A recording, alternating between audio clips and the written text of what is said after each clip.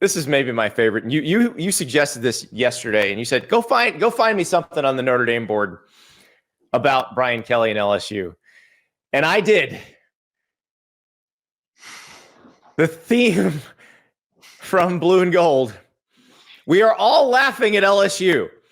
Now, I want to point out the date that this thread began, because it was not when they fired Brian Kelly on Sunday night, Ari. It was nor was it when Texas A&M beat LSU on Saturday night.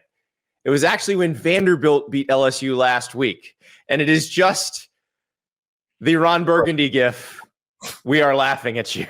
Yeah, 49 pages deep, probably. It went for a while when it was posted, and then it sprang back to life during the LSU Texas A&M game and then rolled. So the reason I wanted you to find this, though, is because I read a really interesting story, column, I should say, from our former colleague at The Athletic, Pete Sampson, who does a great job covering Notre Dame. And it was more about like what happened at LSU and what it means for Notre Dame, because it's so easy. And I feel like we get a lot of this too with Oklahoma, fans directing their laughing at USC as their coach currently is treading pretty lightly in terms of maybe falling through back onto the hot seat. Is that like there is this Schadenfreude that is a spirit of college football, and that you always, if your coach leaves you, you want them to fail wherever they go. I get that. But I do think that there is a prevailing notion, and Pete wrote about this, about what Brian Kelly did at Notre Dame, and whether or not losing him was losing an asset that you could not afford to lose because your program was only accomplishing X as a result of them. And if you think that Notre Dame was all because of Brian Kelly and the success and the 2 playoff appearances, in general, now you can look and say, well, he went to a place that has what we thought, or what the college football world thought, had more resources in a more advantageous geographical spot and a more competitive conference, and not as nearly stringent academic standards to get in, and did not make it through 4 years, while the coach that replaced him made it to the playoff. And I think that the prevailing notion should be not that, Brian Kelly sucks or whatever. Everybody can have their opinion on Brian Kelly, whatever it is. But like, I think that at least Notre Dame stands prevailing in a sense that the place was not holding him back. No, Notre Dame was not the problem. Right. It was not, as our friend Josh Pate wrote when Kelly got hired at LSU. He had not been trying to race the Daytona 500 in a Toyota Prius, and credit to Josh. He owned that one on his show. Like, he wore a clown nose and reread the post. Yeah. And it was brilliant. A Prius is a highly offensive car to use in that analogy too. Josh is very good with words, and I think that was intentional. I would have gone with Civic if I was trying to make that point, because at least you could soup up a Civic. You can really soup up a Civic. But Notre Dame was not the issue.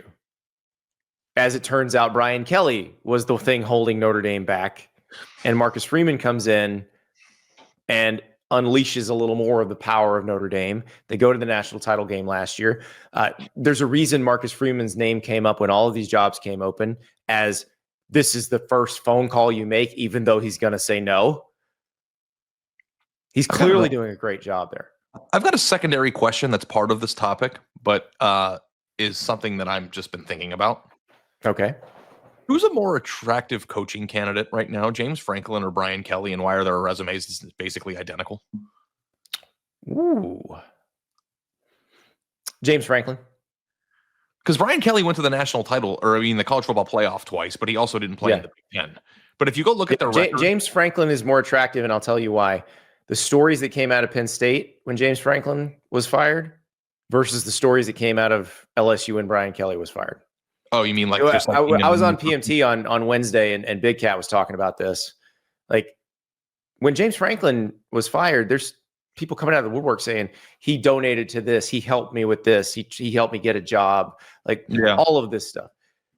Because James Franklin truly does care about his players, and there's evidence that now he wasn't actively seeking credit for it, which is why you didn't hear a lot of that stuff until he got fired, when people were like, hey, everybody's bagging on this guy, but here's what he did for me. None of that with Brian Kelly. None of it. An old ESPN article that, and I can't remember who the head coach or the coaches in the NFL were, but apparently they were old NFL coaches or NFL head coaches that used to work under Brian Kelly back in the day. And they said that in the lead of the ESPN story was that he invited them over to a party and that they had to shovel snow. Do you know what I'm talking about? Yes. Yes. Instead Didn't they of also have to park cars or something like that? Cars, they shoveled it all night and then they went home and they were like, I think they were grad assistants. I don't even remember what program it was. It might have been, very early in his career in the MAC. Central Michigan or Grand Valley State or something. Yeah. I think it was Central Michigan.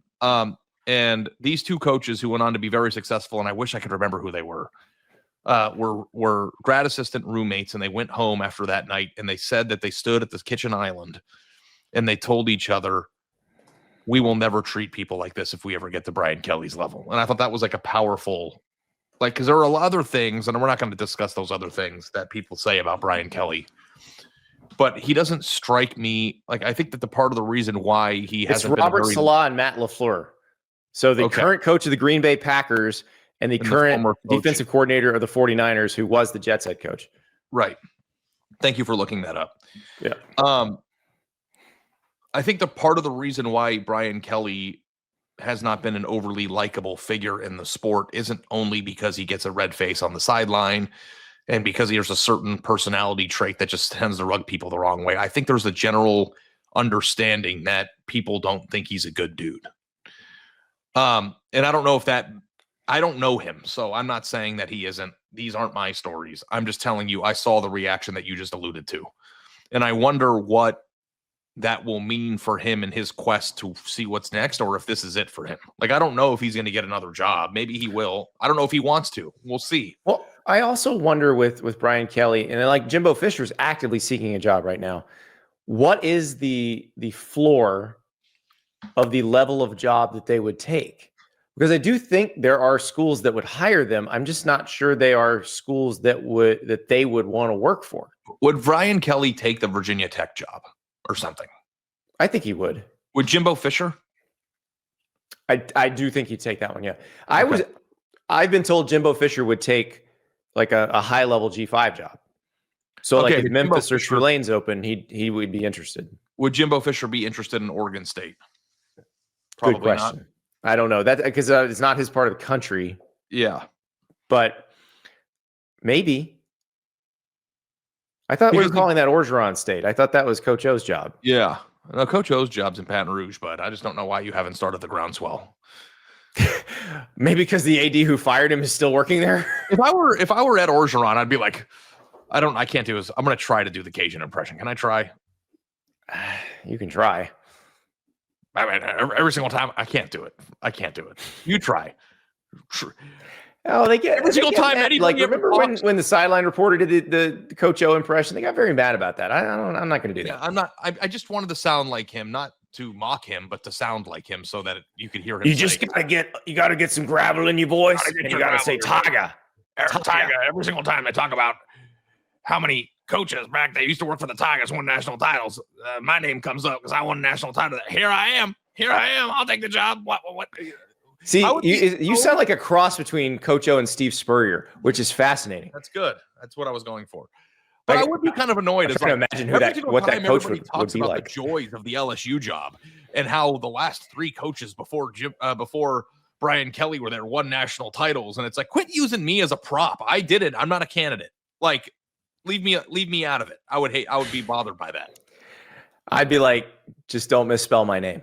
Yeah, just Yeah, as producer River reminds us via text, they did fire Coach O pretty quickly. I want to say it was 20 or 21 months after the national title game. He was fired. It was probably a little quick on the trigger there. I'm a very impressionable person, and I get very moved by people. I was moved by him when he was on our show, and he like made me feel like he could do a good job anywhere. And he made me feel like he loves football, because I know that he does.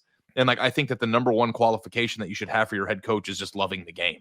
And I don't know if that's even a harder thing to find now, because there's so much administrative spreadsheet, NIL. That's the thing. To be a head coach at the highest level, the game is such a secondary part of it. It's not about wearing your helmet at breakfast anymore. No, exactly. Yeah. Exactly.